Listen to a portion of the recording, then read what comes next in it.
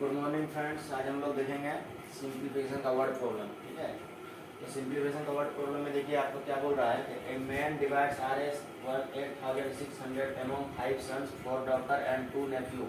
Each daughter receives 4 times as much as each nephew and each son receives 5 times as much as each nephew. How much does each daughter receive? देखिए यहाँ comparison जो है नेफ्यू के साथ हो रहा है। ठीक है, कंपैरिजन आपका नेफ्यू के साथ हो रहा है। तो हम लोग क्या करेंगे, सबसे पहले इस क्वेश्चन को टैकल करने के लिए जो भी डॉक्टर और जो भी आपका सन दिया हुआ उस सब को किसमें कन्वर्ट कर लेंगे, नेफ्यू में। तो अकॉर्डिंग टू क्वेश्चन आइए, यहाँ पे क्या बोल रहा था, कितना कितना था, 5 सन था, 4 डॉटर था और 2 नेफ्यू था। ठीक है, 5 सन 4 डॉटर 2 नेफ्यू। और हमको क्या बोल रहा है कि each nephew, how much does each daughter receive. ठीक है, तो हमसे डॉटर का पूछा है, डॉटर कितना रिसीव करेगी। तो यहाँ पे देखिए सबका कंपेरिजन नेफ्यू के साथ हो रहा है। ठीक है, तो हम लोग क्या करेंगे कि एक डॉटर के बराबर जो है वो कितना नेफ्यू है, 4 टाइम्स बोला था ना, 4 नेफ्यू, 4n हो जाएगा। और एक सन के बराबर कितना नेफ्यू है, 5 नेफ्यू। ठीक है, तो अकॉर्डिंग टू क्वेश्चन देखिए ये तीनों को मिला के, ठीक है, ये तीनों को मिला के जो है टोटल अमाउंट इसमें कितना आ रहा है, 8600 रुपये। यहाँ पे दिया हुआ है 8600 रुपये टोटल अमाउंट। ठीक है, तो हम लोग क्या किए कि नेफ्यू जो डॉटर थी वो 5 टाइम्स थी नेफ्यू का, तो 5 टाइम्स इसको लिख दिया, 5 × 5n।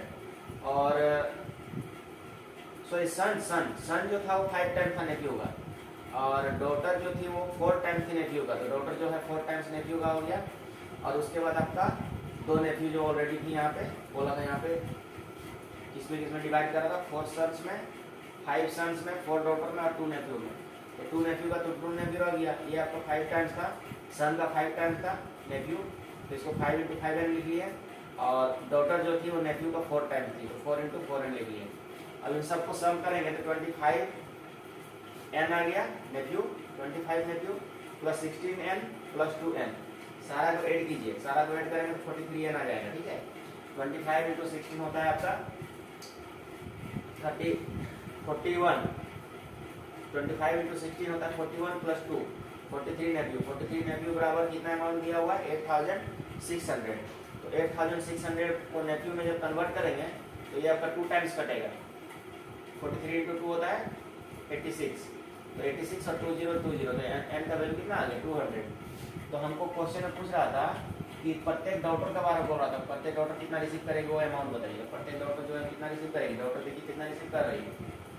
डॉटर यहाँ पे आपका जो है कितना रिसीव कर रहे हैं, देखिए 4n है ना, 4 डॉटर, तो 4 × n, 4 × n, डॉटर क्या थी 4n, 4 × n, तो 4n का वैल्यू कितना हो गया, 1n का वैल्यू है 200, तो 4n का वैल्यू कितना होगा 800।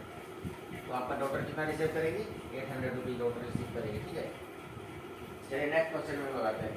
नेक्स्ट क्वेश्चन में क्या बोल रहा है कि a man spends 2/5 of his salary on house rent and 3/10 of his salary on food and 1/8 of his salary on conveyance. If he has 1400 rupees left with him, find the expenditure of food and conveyance. देखिए इस तरह का question ना सबसे आसान क्या होता है कि रेशियो मेथड टैकल कीजिए। रेशियो मेथड से मेरा मैक्सिमम क्वेश्चन जो होता है, मेरा जो बनाने का तरीका है वो मैक्सिमम क्वेश्चन जो होता है वो रेशियो मेथड का होता है।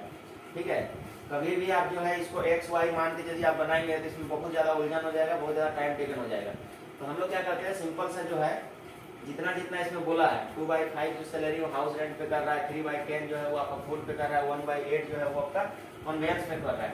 इन सबको एक साथ कंबाइन कर दीजिए और सबका एलसीएम निकाल दीजिए। कंबाइन करेंगे तो 2/5, 3/10 और 1/8, तो एलसीएम आएगा 40। इसको आप डिवाइड करेंगे तो ये 5 टाइम जाएगा, यहाँ 16 होगा, यहाँ 4 टाइम जाएगा, तो यहाँ पे आपका 12 हो जाएगा, यहाँ 5 टाइम जाएगा 5 होगा। ठीक है, 16, 12 और 5 को जब ऐड कीजिएगा 33 आएगा।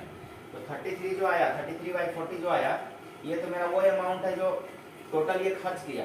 तो बचा अमाउंट कितना है इसके पास, खर्च किया आपका 33/40, तो बचा हुआ अमाउंट कितना होगा, इसको 1 से माइनस कर लेंगे। तो 1 से माइनस करने से डिनोमिनेटर में से न्यूमरेटर को माइनस कीजिए, तो 7/40 ये रिमेनिंग अमाउंट होगा। यही रिमेनिंग अमाउंट जो आपको दिया हुआ कितना, 1400। तो 7/40 का वैल्यू है 1400, 1 का वैल्यू कितना होगा, ये क्रॉस मल्टीप्लाई हो जाएगा, 1400 × 40/7 कट के आपका वैल्यू आएगा 8000 रुपीज, 1 का वैल्यू आएगा। ठीक है, 8000 रुपीज 1 का वैल्यू, मतलब टोटल अमाउंट इसके पास 8000 रुपीज है। ठीक है, टोटल अमाउंट इसके पास 8000 रुपीज है। ठीक है, यदि 1400 रुपीज खर्च कर देता है तो पूछ रहा है कि उसमें जो है एक्सपेंडिचर वो फूड पे, ठीक है, और कन्वेंस पे कितना खर्च करेगा। तो टोटल अमाउंट यदि इसका 8000 रुपीज़ है और फूड पे हमको बोल रहा है, तो फूड का यहाँ पे फूड पे नहीं बोल रहा, तो एक्सपेंडिचर ऑन फूड, अच्छा expenditure on food and conveyance. तो देख लीजिए फूड पे कितना खर्च आ रहा है, यहाँ लिखा 3/10 ऑन फूड सैलरी, यहाँ पे फूड कर दीजिए।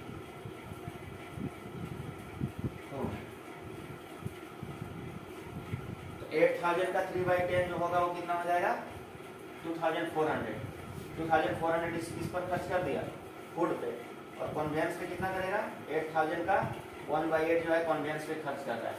कन्वेंस पे 1000 का 1/8 1000, तो आंसर आपका आ गया दो गो, एक आपका आ गया 2400 और एक आपका आ गया 1000, यानी फूड पे वो खर्च कर रहा है 2400 और कन्वेंस पे कर रहा है 1000।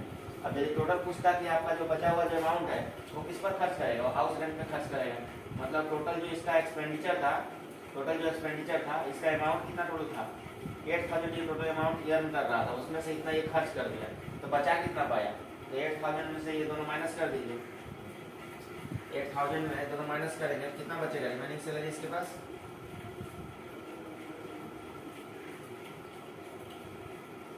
4600 रुपीज ये सेविंग करता है, ठीक है। ये फूड और कन्वेंस में खर्च करने के बाद इसके पास अब इतना अमाउंट बचता है।